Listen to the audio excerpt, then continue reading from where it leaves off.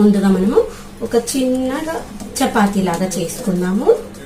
తర్వాత మనము దీంట్లో స్టఫింగ్ ఏంటంటే మనము ఎంతైతే మనం పిండి తీసుకున్నామో దానికంటే ఎక్కువగా స్టఫింగ్ తీసుకోవాలి.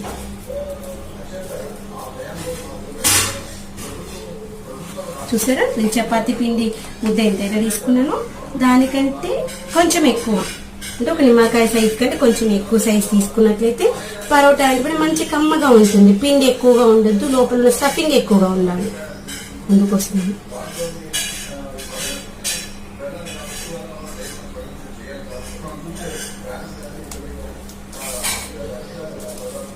నేను ఆల్రెడీ ప్యాన్ కూడా హీట్ అవుతూ ఉంది.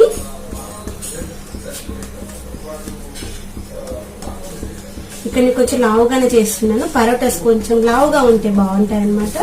ఆ స్టఫింగ్ అనేది బయటికి రాదు, చాలా కమ్మగా చాలా బాగుంటుంది.